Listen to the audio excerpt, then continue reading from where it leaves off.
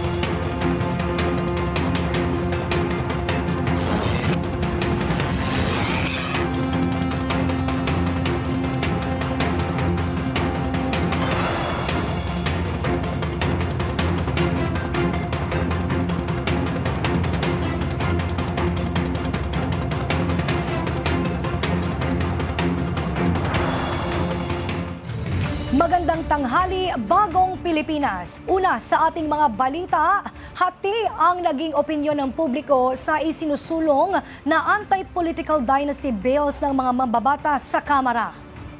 Ayon sa ilang mga estudyante at kabataan, mahalaga ang panukala dahil ito ang magbibigay ng patas na oportunidad at akses sa serbisyo publiko sa bansa. Kaya naman patuloy ang paninindigan ni House Speaker Faustino Bogie III na seryoso ang kapulungan na ipasa ang makatarungan, makabuluhan at makataong anti-political dynasty bill. Para sa 13 sa tanghali, maya lamang ay live.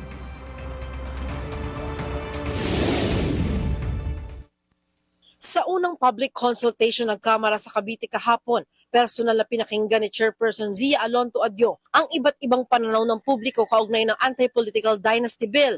Ayon kay Representative Adyong, mas nakatuon ang mga sentimiento sa issue ng good governance at hindi lamang sa pagtutol sa political dynasty. If you listen to the position kanina, it's more on good governance. They're not really against per se, if you ask my own opinion, but they're against the bad governance. So nakita nila maganda yung kanilang pamumuno ng ano, so para sa kanila wala problema. It's not even negotiable Kasi it's the Constitution's. Samantala, binigyang diin House Speaker Faustino Bogie III na layo ng konsultasyon na makinig at hindi magdikta ng pasya. Kaya't hindi po kami narito upang magtakda ng pasya. Narito po kami upang makinig, bukas ang kapulungan sa lahat ng tinig mula Luzon, Visayas at Mindanao. Sa nasabing konsultasyon, ilan sa mga residente ang nagpahayag ng pagtutol sa panukala. Ginamit nilang halimbawa ang lungsod ng Carmona na anilay umunlad sa ilalim ng isang kwalipikadong pamilya. Walang political dynasty sa aming bayan. Paiba-iba ang nanunungkulan. Pero tingnan ninyo, hindi namin alam kung paatras, paabante, pakaliwa, patabingi, ang direksyon ng aming bayan. Hindi po ito sa pilo ng political dynasty. Hindi ang batas na ito ang magtatanggal ng political dynasty. Kung hindi, taong bayan ang magtatanggal at hindi ang lingkod sa mamayan. Kaming mga mamayan ang pumipili kung sino po ang karapat-dapat na iupo sa lugar ng kapangyarihan. Habang ilang mag-aaral at kabataan naman ang nanindigan na hindi patas ang political dynasty dahil nililimitahan nito ang pagkakataon ng iba na makapaglingkod sa bayan. Gawing bukas ang pamahalaan para sa lahat, hindi lang para sa iilang pamilya. May mga pamilyang sabay-sabay na umahawak ng iba't ibang posisyon.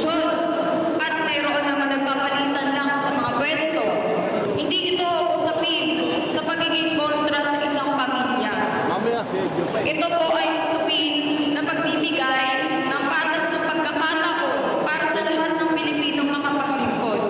One of the advantage of political dynasty is that when it comes on how government works, hindi na po sila mangangapa or mahihirapan sa pag-manage ng community na pinapangasiwaan nila.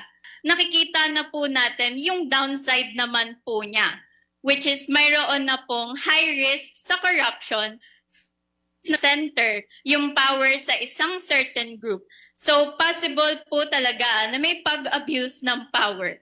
Matatanda ang isa si House Speaker Faustino Boje III sa mga naghain ng kanyang bersyon ng Anti-Political Dynasty Bill. Tiniyak naman ng Kamara na tututukan ng pagpasa nito sa 20th Congress bilang isa sa mga priority measures ng administrasyon. Para sa totoong balita sa Bagong Pilipinas, Julian Bunag, 13 sa tanghali ng Congress TV. Paumanin po, yan po ay ulat ni Julian Bunag. Nagtungo naman sa Bacolod City ang isang komite ng Senado para ipagpatuloy ang konsultasyon hinggil sa panukalang Anti-Political Dynasty Bill. Para sa detalye, magbabalita si Daniel Manalastas na sa linya ng telepono para sa 13 sa tanghali. Daniel? Princess, tuloy-tuloy nga ang public consultation ay sinasagawa ng Senate Committee on Electoral Reforms and People's Participation hinggil sa mga panukalang batas laban sa political dynasty. Ngayon naman, Princess, nagtungo ang komite sa pangunguna ni Senator Risa Hontiveros sa Bacolod City para mapakinggan ang tinig ng mga kababayan natin sa lugar. Iginit ng isa sa mga resource person na ang isa sa pinaka-epektibo sa panukala ay ang pagbabawal sa succession sa kaparehas na posisyon ng mga magkakamag-anak mula 3rd o 4th degree of consanguinity. Nakita na nila ito sa mga henerasyon kung saan ipinapasa ang posisyon mula sa magulang patungo sa anak o sa mag-asawa. It breaks the chain of continuous family control. It creates space for competition. It allows institutions to develop beyond personalities. You know, it's often said that 1 week is a long time in politics. Imagine 1 full term of an interruption. Imagine what that means for power to rest even briefly in different hands. Para naman kay dating Congressman Gary Alejano, ito ay laban sa sistema at hindi sa tao.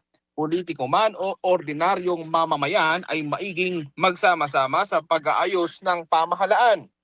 Kung may totoong kompetisyon aniya sa politika, may mga naidulot itong magagandang pangyayari. Projects multiply. Tanawabla pag wala kontra, wala na project. Ha? Pag merong kalaban, maraming projects. Okay? Officials become visible. Iikot na yan para tatanungin kayo. Pag walang kalaban, buenas kung makita mo na. Ha? People are heard. Nakikinig sila kasi pag i-snap mo yan, baka di ka butuhin, may kalaban sa kabila. Okay? Service becomes constant and not seasonal. Seasonal, ibig sabihin, pagkampanya lang paglalapit ng eleksyon. Pero kung may kalaban yan, temprano pa, magserbisyo na sa inyo. So, there is a good thing about competition.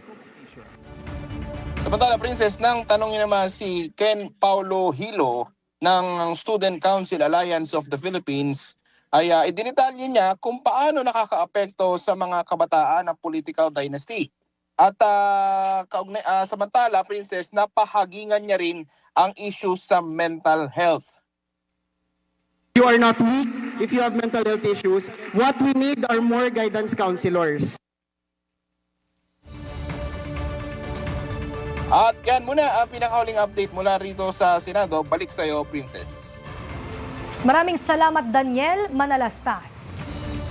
Isinusulong naman ni Bukidnon 2nd District Representative Audrey Kai Subiri katuwang iba pang kababaihang mambabatas ang pagtatatag ng isang National Crisis Assistance Center for Women and Children. Layunin ng panukalang ito na magkaroon ng isang one-stop shop o iisang sentro na tutulong sa mga babae at batang biktima ng pang-aabuso at karahasan sa pagdinig ng Commitment on Women and Gender Equality. Nabanggit ni Representative Zubiri na sa kasalukuyan, hiwa-hiwalay ang serbisyong ibinibigay ng iba't ibang ahensya ng pamahalaan. Dahil dito, nahihirapan ang mga biktima na makakuha ng kumpletong tulong. Ayon sa mambabatas, hindi na dapat pahirapan pa mga babae at batang naabuso. Bukod sa trauma na kanilang dinaranas, kailangan pa nila ulit-ulitin ang kanilang kwento sa iba't ibang opisina para lamang makahingi ng tulong. Sa ilalim ng panukala, pagsasama-samahin ang mga kasalukuyang crisis centers at shelter para maging mas maayos, mas mabilis at mas organisado ang pagbibigay ng serbisyong medikal, legal at psychosocial.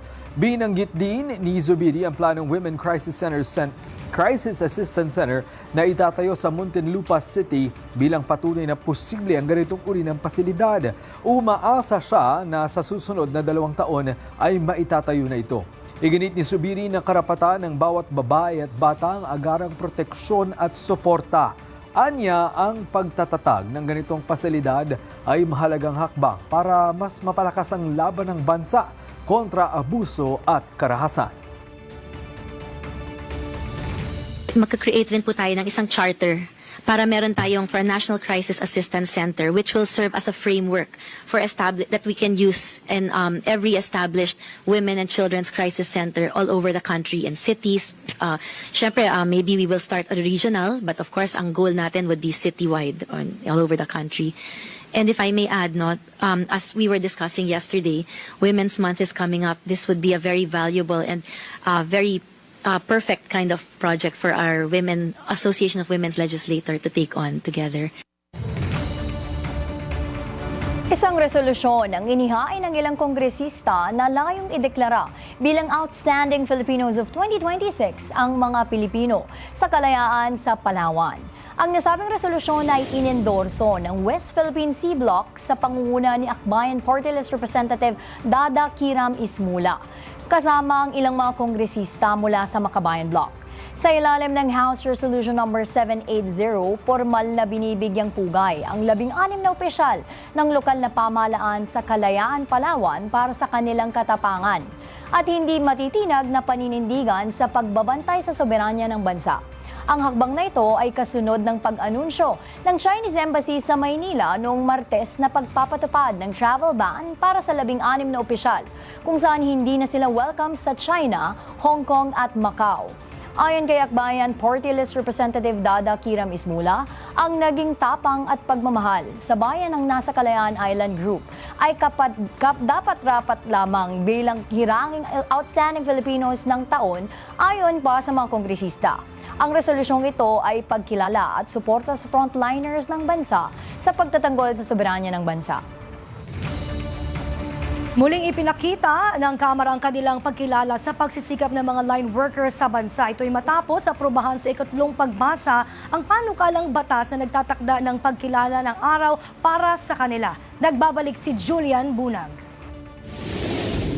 Matapos na maipasa sa ikatlong pagbasa ang panukalang magkakaloob ng dagdag na seguridad at benepisyo para sa mga line workers sa bansa, aprobado na rin sa ikatlo at huling pagbasa ng Kamara ang panukalang magtatakda sa unang Lunes ng Agosto sa bawat taon bilang National Line Workers Appreciation Day. Layo ng panukala na bigyan ng pagkilala ang mga sundalo ng ilaw na walang pag-aatubiling umaakyat sa matataas na poste at naglilingkod kahit sa gitna ng sakuna at panganib. Sa ilalim ng House Bill No. 7304, opisyal na itinatakda ang unang Lunes ng Agosto bilang araw ng parangal sa mga line workers sa buong bansa. Ayon kay PhilReca Party List Representative Presley De Jesus, lubos ang kanilang pasasalamat sa Kamara sa pagkakapasa ng panukala. Iginiit niya pa na isa itong malakas na pagkilala sa dedikasyon at sakripisyo ng mga line worker na naglilingkod para sa mga Pilipino. Ayon naman kay APEC Party List Representative Sergio Dagook, mahalaga ang panukala sa pagpapatibay ng kapakanan at seguridad ng mga line worker bilang haligi ng sektor ng enerhiya. Nakatakda namang i-transmit na ang panukala sa Senado para sa karagdagang deliberasyon at kapag naaprubahan ay lalagdaan ng Pangulo upang maging ganap na batas. Para sa totoong balita sa Bagong Pilipinas, Julian Bunag, 13 sa tanghali ng Congress TV. Pasado naman na sa naging pagdinig ng House Committee on Health ang ilang panukalang batas tungkol sa pagpapatayo at pagpapalakas ng mga ospital sa ilang rehiyon sa Pilipinas. Para sa 13 sa tanghali, si Bien Manalo live. Bien?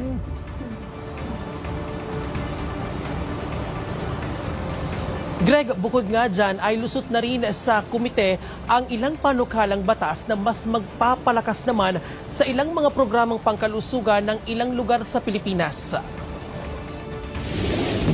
It has been moved and seconded that House Bill number 6835 be approved subject to style and amendments. Ito ang panukalang batas na magpapalakas sa koordinasyon ng mga lokal na pamahalaan at concerned government agencies sa pagpapatayo ng National Health Service Outreach Program para sa mga senior citizen at maging sa mga kababayan nating mahihirap at may kapansanan. Paiigtingin nito ang pamamahagi ng tulong at ayuda para sa kanila. Pasado na rin sa komite ang ilang panukala sa pagpapatayo at pagpapalakas ng mga ospital sa ilang rehiyon sa bansa.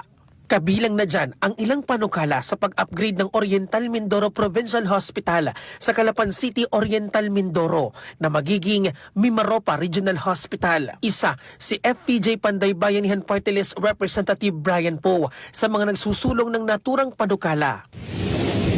Urgency po nito, wala po kasing regional hospital pa sa buong region namin, yung Mimaropa region comprising 5 provinces, Oriental Mindoro, Occidental Mindoro, Romblon, Marinduque, and Palawan. So wala pong DOH hospital din sa aming region. Congressman Terielo of Occidental Mindoro is here. Kaya nga we cannot avail yung mga zero balance billing ng DOH.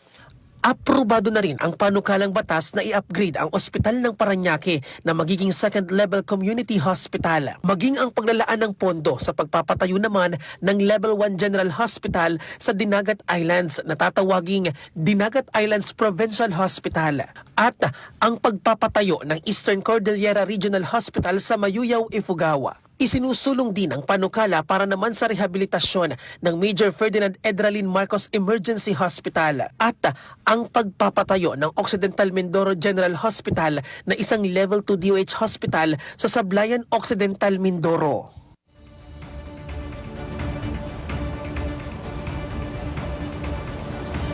Greg, aprobado na rin sa komite ang panukalang batas sa paglalaan naman ng pondo para sa pagpapatayo ng Northern Iloilo General Hospital sa San Dionisio, Iloilo. Greg. Bien, nabanggit mo kanina na pasado na sa komite itong panukalang batas sa pagtataguyod ng National Health Service Outreach Program. Pero meron na rin bang tugon o reaksyon yung DSWD tungkol dito? Greg, kaugnay nga niyan ay nagpahayag ng suporta ang Department of Social Welfare and Development at maging ang National Commission for Senior Citizens na maisabatas na itong panukalang batas dahil ayon sa DSWD, sakaling tuluyang maisabatas na itong panukalang batas ay maaaring kuhanin sa kanilang General Appropriations Act o GAA ang pondo na ilalaan para rito na malaki ang maitutulong sa ating mga kababayang senior citizen, mga mahihirap at mga persons with disability. Atin ang update. Happy Valentine's sa iyo, Greg. Maraming salamat, Bien Manalo. Pinamamadali naman na po ni Pangulong Ferdinand R. Marcos Jr. ang implementasyon ng mga proyekto sa ilalim ng sektor ng transportasyon. Kabilang na dito ang Metro Manila Subway. Ito ay kasabay ng nangyaring groundbreaking ng 2 underground station sa Taguig City. Si Harley Valbuena live para sa 13 sa tanghali. Harley.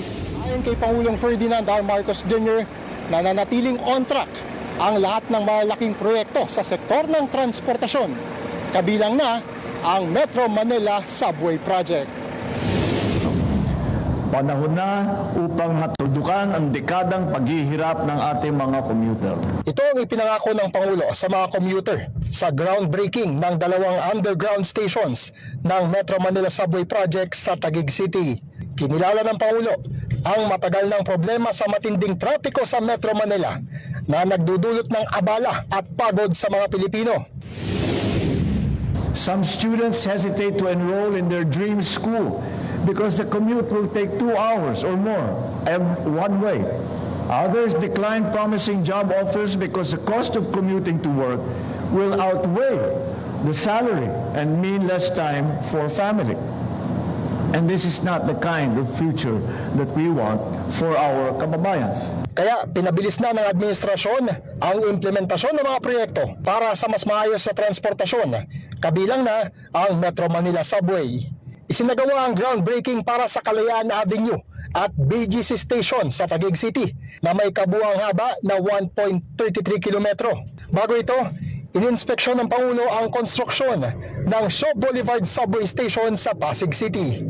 Mahigit 22% ng kumpleto ang istasyon habang nagpapatuloy ang paghuhukay ng 28 metrong rail tunnel. Tinatayang aabot sa 200,000 na pasahero kada araw ang makikinabang sa 4 na istasyon sa Pasig at BGC sa oras na ito'y magbukas. Kapag ganap na mga tapos ang lahat ng 17 istasyon, mapabibilis ang biyahe mula Valenzuela City hanggang Naiya at Bikutan mula sa 1.5 oras tungo sa tinatayang 35 hanggang 45 minutes. Inaasahang makapaglilingkod dito sa hanggang 500,000 na pasahero kada araw. Greg, ayon sa Pangulo, ang subway project ang magdadala ng totoong transformasyon sa sektor ng transportasyon at ito ang magbabalik ng dignidad ng mga commuter. Para sa totoong balita sa Bagong Pilipinas, Harley Valbuena ng IBC News para sa 13 sa tanghali ng Congress TV.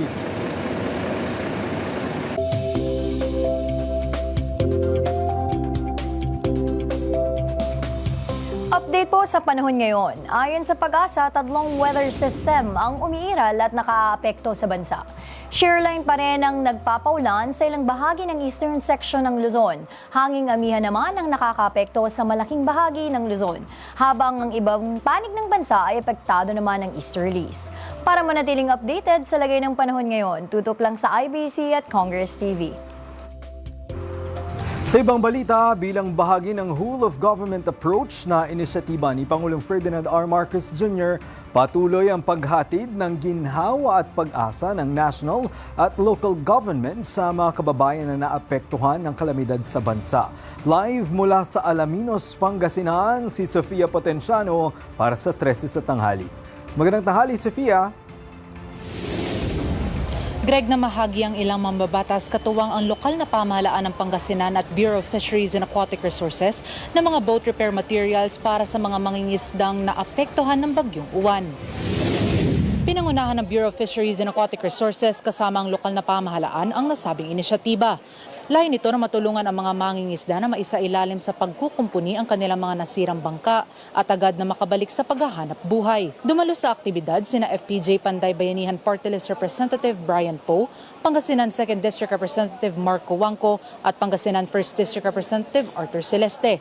Kasama rin ang iba pang lokal na opisyal. Kabilang sa mga napagkalooban ng tulong ang mga mangingisda mula sa Binmali, Lingayen, Suwal, Alaminos City, Agno at Bani. Sa kabuuan, 63 benepisyaryo ang nakatanggap ng boat repair materials. Malaking ginhawa ito para sa mga nasalantang mandaragat. Saya ma'am, mayroong ganito ma'am dahil nakakatulong din ma'am sa pangangailangan namin ma'am sa maghanap buhay ma'am.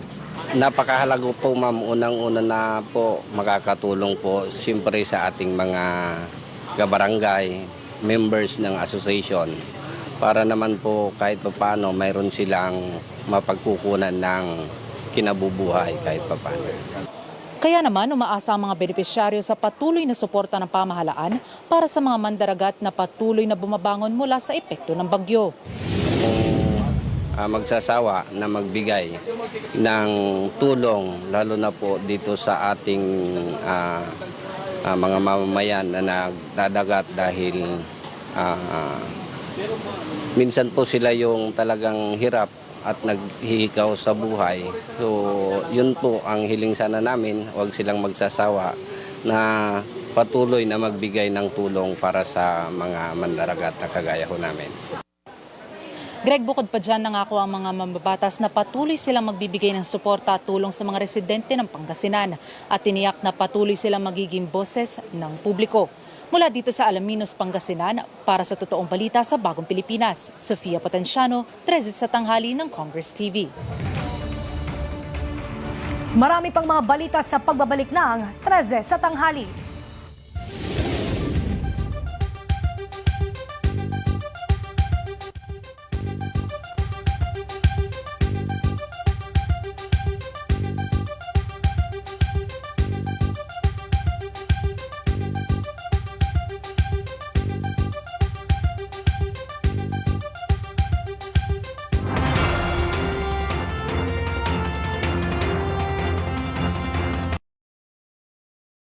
Kulturistas, fasten your seatbelts! Dahil sa aming pagbabalik, Kultura is serving you with a colorful episodes this February. Episode na makakapaghatid sa inyo ng swerte at instant Valentine's treats na siguradong kikiligin ka.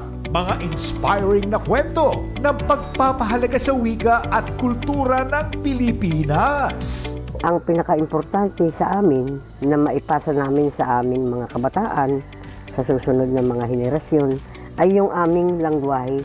And if you want to escape the noise of the city, huwag na mag-alala, kulturistas, because Kultura is taking you straight to paradise. Ako si Carl Senya at ito ang Kultura. Para tikman at tuklasin ang matatamis na cacao chocolates at mga produktong nagmula sa paraiso. Kaya huwag palalampasin at abangan. Dito lang sa Kultura, ang biyaheng may kwento ng kulay at saysay. Tuwing Sabado, 11 a.m. sa IBC 13.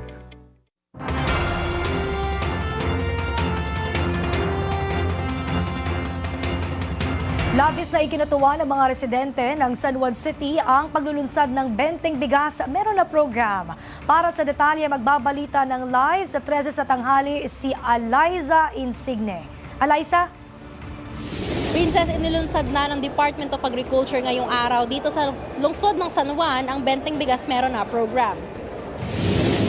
Pinangunahan mismo ni Agriculture Secretary Francisco Chu Laurel Jr. at San Juan City Mayor Francisco Zamora ang pagbebenta ng benteng bigas sa mga residente. Ito yung expansion na ng programa, so hopefully this is for the 60 million Filipinos na isa-serve natin ng benteng bigas. Basically yung bigas ay binibili natin sa ating mga farmers in form of palay through NFA at ito ay ginagigiling ng NFA at binibili ng Food Terminal Incorporated. Tapos nagmumowa sila with the LGUs. Then yung LGUs ang aming, technically parang aming marketing agents. Naglaan ng 23 billion pesos na budget ang pamahalaan para sa programa. Target ng DA na umabot hanggang barangay level ang expansion ng Benteng Bigas program. Kaya naman patuloy ang pakikipag-ugnayan ng kagawaran sa mga lokal na pamahalaan. Ako po'y tutulong upang ang programang ito ay umabot sa bawat lungsod sa ating bansa. In fact, pagkatapos po nito, I will communicate with my fellow city mayors. I will ask them sino sa inyo ang gustong makiisa sa programa. Nakikipag-ugnayan na rin si Mayor Zamora sa ibang kalapit lungsod para maging bahagi ng programa. Kinatuwa naman ng mga residente ito na anilay malaking tipid sa kanilang budget sa pagkain. Maraming pasalamat namin kasi nakakalibre kami sa aming bigas. Sa palengke, ang mahal-mahal. Kano ngayon nabibili namin? 50. Wala nang 47 ang pinakamababa. Princess, para sa mas madaling proseso ng pagbili, gumawa ng QR code ang DA para maskan ang mga bibili. Doon makikita nila kung ilang kilong bigas na ang kanilang nabili dahil 10 kilo kada buwan lamang ang maaari nilang bilhin. Matatrack din sa transparency portal ng DA kung ilang benteng bigas na ang naibenta sa publiko. Princess? Sa ibang balita, pinalalakas pa ng pamahalaan ng mga programa para wakasan ang terorismo at insurgency sa bansa. Kasabay nito ang patuloy na paghikayat sa mga rebelde na magbalik loob na sa gobyerno. Mula sa Bicol, may report si Nomer Corporal. Bilang pagtugon sa direktiba ni Pangulong Ferdinand R. Marcos Jr. na wakasan ang armadong tunggalian at isulong ang pagkakaisa, patuloy ang mga hakbang ng Office of the Presidential Advisor on Peace, Reconciliation and Unity, kabilang ang pagpapalawak ng localized peace engagements at transport assistance program para sa mga nagbabalik loob na dating miyembro ng makakaliwang grupo. Ayon sa OPA-PRO, dumarami ang mga rebeldeng pinipiling magbalik sa gobyerno. Patunay nila na epektibo ang mga ipinatutupad na programa. Marami na rin ang natutulungan makapagsimula ng mapayapa at marangal na pamumuhay. Binigyang din ng ahensya ang malagang papel ng local government unit sa paghihikayat sa natitira pang rebelde na talikuran ng armadong pakikibaka. Absentee yung mga LGUs mo, sila mismo ang nagiging rason ba't may mga rebelde dyan. So, ngayon, we have a very vibrant LGUs that really supports us. Nagpasalamat si Major General Aldwin Almase, Commander ng 9th Infantry Division ng Philippine Army, sa inisyatiba ng OPA Pro na nakatulong anya sa pagdami ng mga sumusuko, lalo na sa Bicol. Kamakailan ilang matataas na opisyal ng NPA ang nagbalik loob at nagturo pa ng pinagtataguan ng kanilang mga armas. What we want is for our brothers and natin Nalandas to just come back, live peacefully with their families. Yun lang ang gusto namin. But we cannot do otherwise na hindi kami mag-operate because we also want to protect the majority of the populace. Kung pwede lang, mag-surrender na lang sila. Samantala, patuloy ang paalala ng National Amnesty Commission sa mga natitira pang miyembro ng Communist Terrorist Group na samantalin ng alok na amnestiya bago ang deadline sa March 13. Process po ng amnesty nila, matutulungan namin sila na ma-dismiss yung anti-terrorism, matulungan ng CL. Pero kung hindi sila cooperative, so it will deem to the decision of the local amnesty board, wherein sila na yung magde-decide whether they approve or disapprove the amnesty application. Layo ng mga hakbang na ito, natuldukan ang armadong tunggalian at maisulong ang pagkakaisa tungo sa mas ligtas at mapayapang bagong Pilipinas. Para sa totoong balita sa bagong Pilipinas, Nomar Corporal, 13 sa tanghali ng Congress TV. Nagbabalak ka bang i-treat ang iyong partner, friends, or family ngayong Valentine's Day? Dumayo na sa Marikina City para sa kakaibang tema na may hatid na nakakagigil na vibes. Si Jop Regala para sa 13 sa tanghali. Ngayong papalapit ang February 14, may naisip ka na bang gagalaan at tatambayan ng partner, jowa, asawa, maging sa sarili o lahat ng nabanggit? Sa araw ng Valentine's Day, siguradong puno ang mga mall, siksikan sa park at siguradong mahirap bumiyahe. Bakit ka pa babiyahe ng malayo para lang i-treat ang partner, pamilya o sarili mo? Kung pwede namang bigyan ng treats ang mga pets sa mga pet cafe sa Marikina City. Dog lover at coffee lover sa isang araw, baka ito na ang hinahanap mo para sa Valentine's. Dumayo na sa Shiba Katsu Cafe sa Marikina. So our cafe is a perfect spot for Valentine's Day because here you can get coffee, matcha, and enjoy food such as ramen and rice meals such as katsudon. You guys could also enjoy spending time with our Shiba Inus. Pwede rin kayo makipagsamahan habang nagde-date, nag-chill, or nagsa-self-love. Nagbukas noong nakaraang taon at mula sa simpleng cafe na may Shiba sa pangalan, hinanap na ng mga customers ang mga dogs. Sina Haru, Daichi at Zora. Ginawa namin sila talagang icon ng cafe. And as days went by, napansin na namin na marami ng customers na curious and laging nagtatanong, nasa na po yung dogs? Laging ganon. Even our staff, because of that, we actually decided to bring them here at cafe. Kasabay ng nakakagigil ng mga Shibas ay nariyan din ang kanilang mga comforting Japanese food na hindi ka pagagastusin na parang nag-abroad sa presyo. Mahilig kasi talaga kami sa dogs. So, very much pag nakadiscover kami ng gantong mga specialty cafes, talagang dinadayo namin. Sobrang natuwa kami sa kanila kasi hindi sila takot sa tao. And madali silang hawakan, gano'n. So, kumbaga, lalapit din talaga yung puso mo sa kanila. Bukas ang cafe buong linggo, 11 a.m. hanggang 10 p.m. At kung cat lover ka naman, perfect itong pet cafe na ito sa Marikina City. Bago pumasok, kailangan mo nang pumirma ng waiver at mag-disinfect. Siguradong hindi lang kikiligin ang iyong kadate kundi manggigigil pa sa cuteness overload na dala ng mga pusang sina Mr. Orange, Nestle, Cotton, Chibi at Migo. Maaari rin silang pakainin ng cat treats gamit ang kutsara para ihiwalay sa plastic at maruming pagkain. Bukod sa mga cats, may coffee at iba pang menu ang cafe. Ngayong Valentine's, hindi na kailangan gumastos at lumayo para sa date. Enjoyin ang February 14, hindi lang kasama ang partner, friends o family, kundi pati ang mga adorable pets sa mga pet-themed cafes sa Metro. Para sa totoong balita sa Bagong Pilipinas, Jap Regala, 13 sa tanghali ng Congress TV.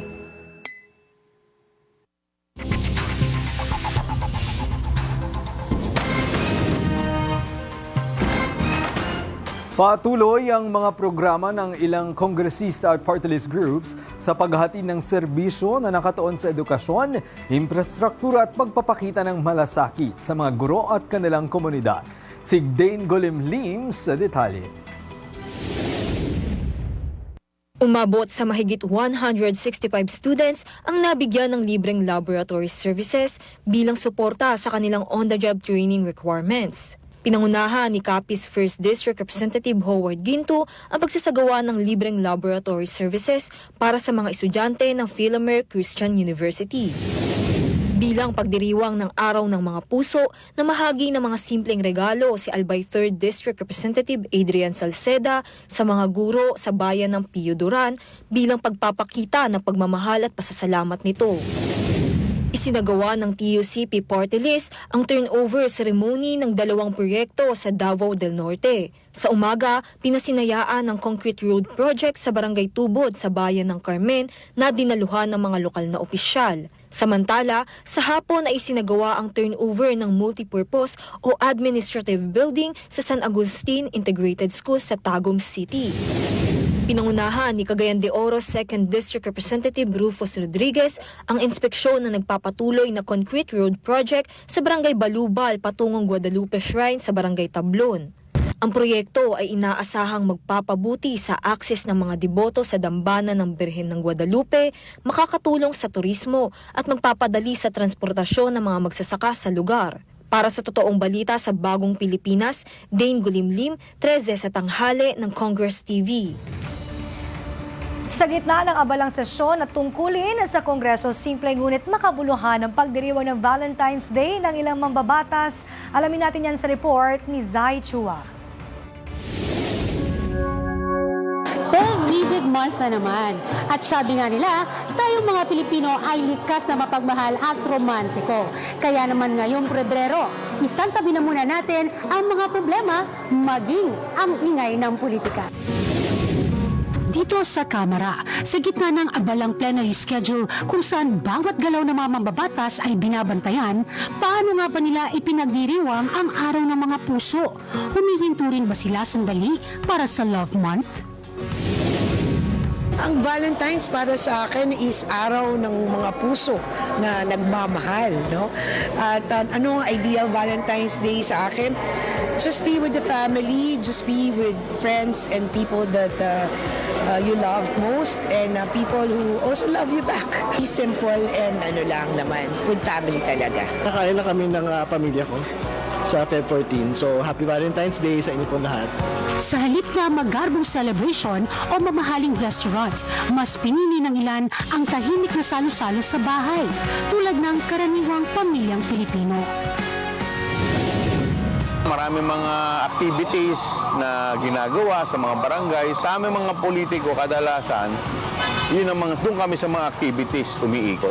Sigurado ako, traffic yan. Maswerte ako kasi si Migs, mahilig naman talaga magbigay ng flowers sa akin. So talagang kahit wala akong sinasabi, usually pag Valentine's, talagang may flowers ako yan.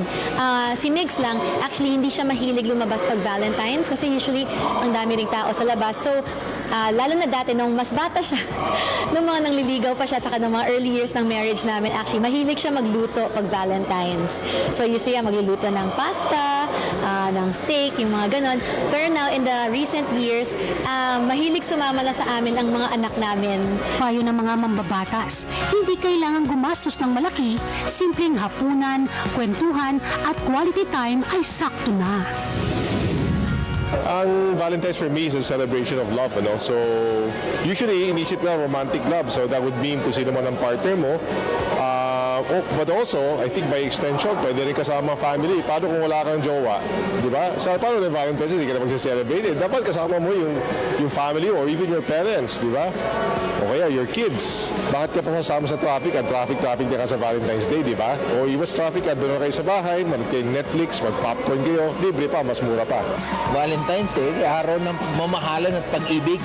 Wala naman kasi ako masyadong ka-date, pero parents ko, dinidate ko tuwing Valentine's. Si mama, i-date ko. Bibigyan ko ng flowers para extra special. Sa huli, paalala ng mga lingkod bayan, ang tunay na pagmamahal ay naipapakita sa oras, presensya at sakripisyo sa pamilya at sa bayan. Sana pilitin pa natin hanapin ang mabuti sa ating kapwa. Kasi sa tingin ko sa gitna ng ingay ng politikang ito, ang kulang sa atin ay pagmamahal. Pagmamahal na may tiwala. Pagmamahal hindi lamang sa mga taong nagbabalik ng pagmamahal sa atin, kundi pagmamahal na ibinibigay natin nang hindi tayo humingi ng kapalit. Dapat araw-araw ang Valentine sa atin. Hindi lamang sa ating mga mahal sa buhay, mga asawa, mga girlfriend. Bagkus dapat ang Valentine, ang pagmamahal, binibigay po natin sa buong pamilya, sa mga magulang, pati sa mga kaibigan at sa bawat isa. To everybody, happy Valentine's Day, and I wish all of you a day full of love. But actually, not just today, but really all year round, and not just any kind. And it can be whatever kind of love that you need in your life, whether it's from your family, from friendships. It comes in all forms and sizes, and I wish you all of it. Huwag nating kalimutan na magmahalan at pairalin ng pag-ibig, lalong-lalo na sa ating mga manggagawa at ordinaryong Pilipino. Happy Valentine's! Gusto ko lang batiin lahat ng mga tao na Happy Valentine's Day. So sa lahat ng mga magjowa, sana you enjoy your Valentine's Day. Kung wala man kayong jowa, okay lang yan. Meron kayong mga magulang, kamag-anak na nagmamahal sa inyo at dapat yung mahalin. So you can always celebrate Valentine's Day with them. Sa huli, sa gitna ng mga hamon at pagkakahati-hati sa politika, higit sa mga batas, committee hearing at plenary sessions, nananatiling mahalaga sa mga mababatas ang diwa ng Valentine's Day, ang kahalagahan ng pamilya, malasakit sa bayan at pananalig sa Diyos. Happy Valentine's po! Ito si Zai Chua ng Congress TV. Nalalapit na talaga ang araw ng mga puso, kaya't silipin natin ang isang uri ng pag-ibig na hindi nasusukat sa regalo dahil ito'y pangmatagalan. Ito ang ugnayan ng mga nakatatanda at ng mga taong buong pusong nag-aaruga sa kanila sa elderly home care. Narito po ang report ni Kate Renya.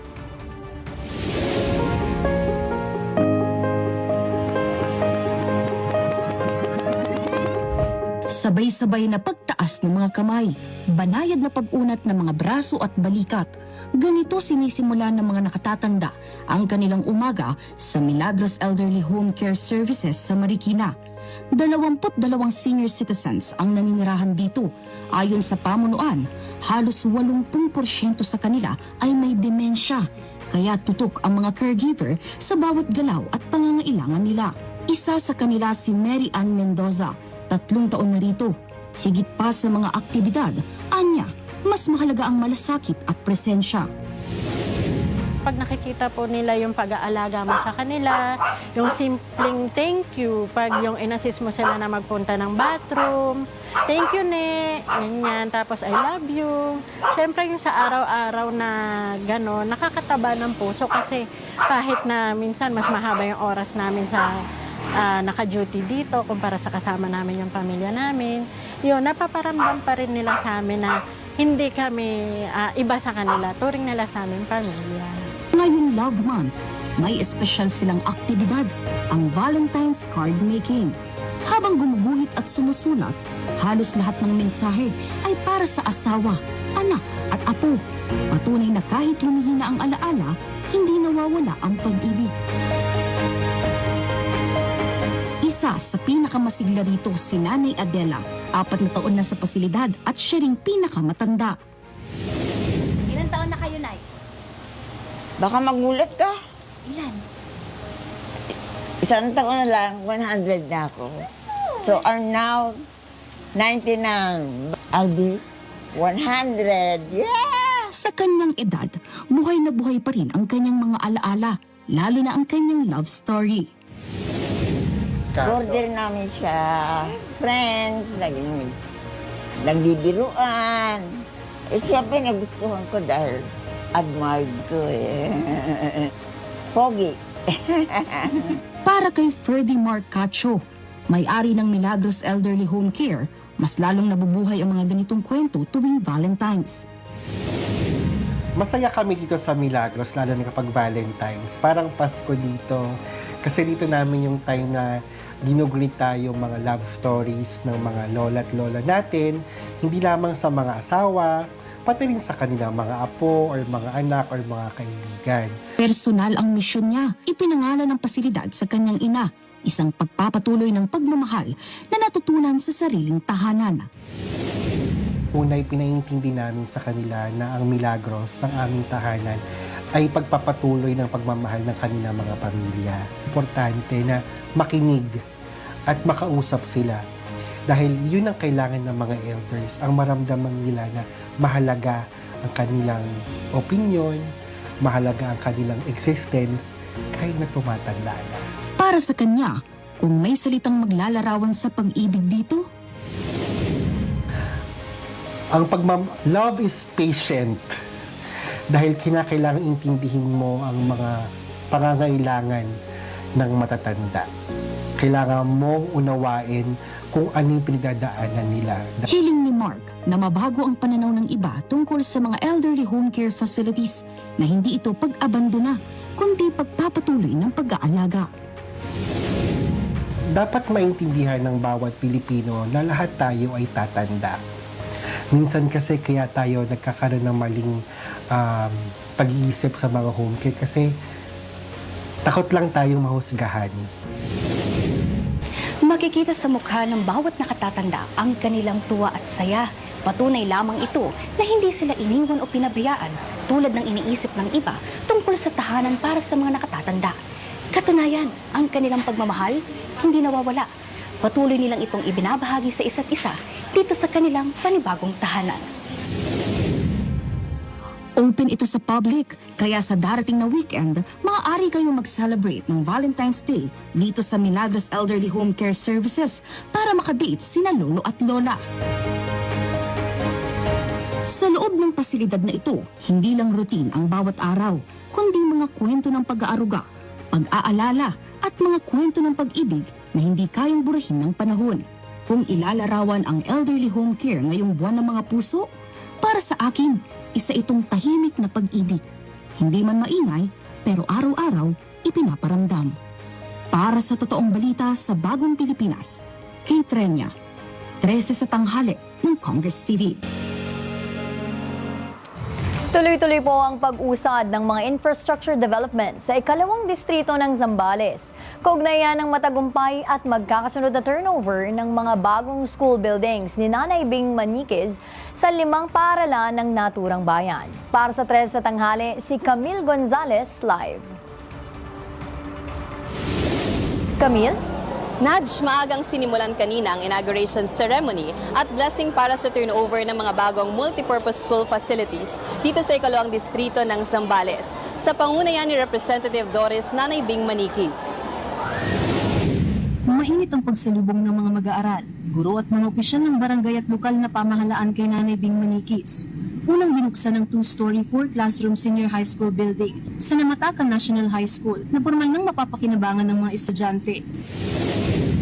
Kada meron akong ulat, talagang isinasaad ko ho, ano yung mga pondong naparating natin.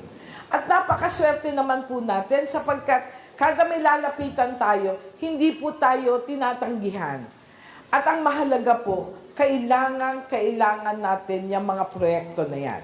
Sumunod naman ang turnover ng mga multipurpose buildings sa San Juan Candelaria Elementary School, San Jose Patrocinio Elementary School, La Paz National High School at Narciso Elementary School. Inaasahang magagamit na ang mga pasilidad na ito sa darating na academic year. Lubos naman ang pasasalamat ng mga magulang at mag-aaral. Anila, mas mapapalawak ang enrollment at masisiguro ang kaligtasan at komportableng pag-aaral ng mga bata. Samantala, ang matagumpay na implementasyon ng mga proyektong ito ay bunga ng patuloy na pagtutok sa edukasyon at infrastructure development sa distrito na isa katuparan nito sa tulong at suporta ng pambansang pamahalaan. Dito sa atin sa Zambales, naramdaman natin ang buwis na binabayad ng ating mga magulang.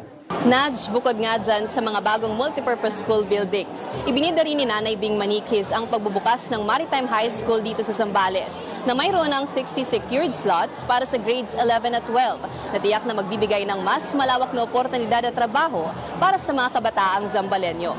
Para sa totoong balita sa Bagong Pilipinas, Camille Gonzalez, 13 sa tanghali ng Congress TV.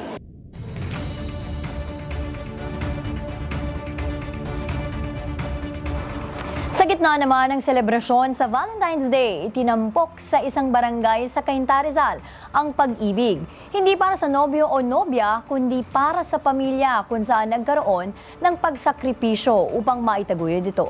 Ang detalye ihahatid ni Faith Santiago para sa 13 sa tanghali. Makahulog ang ipagdiriwang ng Barangay San Juan, Cainta, Rizal ang ika-14 ng Pebrero sa pamamagitan ng pagbibigay kilala sa mga breadwinners. Isasagawa ang programa na layong magbigay ng pagsaludo, pagpapahalaga at pasasalamat sa mga residenteng nagsakripisyo upang matulungan ang kani-kanilang pamilya. Mababatid na simula 2024 ay taon-taong nagdiriwang ng Valentine's Day ang SK ng San Juan, Cainta gamit ang iba't ibang tema tulad ng concert at quality time para sa mga magulang. Sa pakikipagpanayam naman kay Kagawad John Daryl Albano na Committee Head on Gender and Development ng SK San Juan, Cainta, Rizal, ibinahagi nito ang proseso sa pagbuo ng programa ngayong taon. Na pag-isip-isipan ko po na what if yung mga breadwinners naman po na hindi sila masyadong nabibigyang halaga kung tutuusin talaga yung mga paghihirap, sakripisyo nila sa pamilya nila. Kumbaga, oo, nabibigyang halaga ng pamilya nila, pero how about sa ibang tao na may share nila yung stories nila and syempre yung inspiration para din yung ibang kabataan na hindi lang maisip na di ba, puro ang kabataan yun, hindi naman lahat nagiging breadwinner or nararanasan na magsakripisyo para sa pamilya.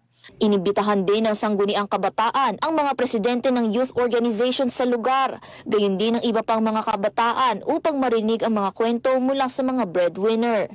May inihanda ring awarding ceremony at ilang entertainment performances gaya ng hand mime, singing at spoken poetry. Para sa mga nakapag-register at nakasali sa mechanics na breadwinners, mamamahagi ang Sangguniang Kabataan ng mga bigas, grocery package, 2,000 pesos cash, body massage vouchers, plaque of recognition, at syempre, Valentine's Day bouquet and chocolates. Sa mga gustong sumaksi sa mangyayari proyekto namin sa Sabado, ay welcome po kayo. Sana po ay maging tuloy po itong mga simpleng proyekto po ng Sangguniang Kabataan para po sa pagpapaunlad sa pagpapahalaga at pagpapayaman po ng isang kabataan at para po sa lahat na gusto pong sa lahat po na gusto pong makilala din ng mga breadwinners po natin.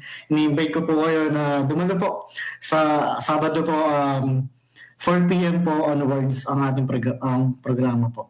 Magkakaroon ng ilang pang programa sa mga susunod na buwan ng SK San Juan, Cainta, Rizal, gaya ng free printing kapalit ng plastic bottles, libreng paggamit ng computer sa barangay, Women's Month celebration, at iba pa. Para sa totoong balita sa Bagong Pilipinas, Faith Santiago, 13 sa tanghali ng Congress TV. At yan ang mga balitang totoo at laging bago para sa bawat Pilipino. Ako po si Greg Gregorio. Hindi papahuli sa mga totoong pangyayari, maging sa trending at viral stories. Ako po si Naj Miravalles. Magbibigay impormasyon mula sa pamahalaan hanggang sa inyong tahanan tungo sa pagbabago sa Bagong Pilipinas. Sa ngalan ni Zai Chua, ako po si Princess Jordan at ito ang 13 sa tanghali.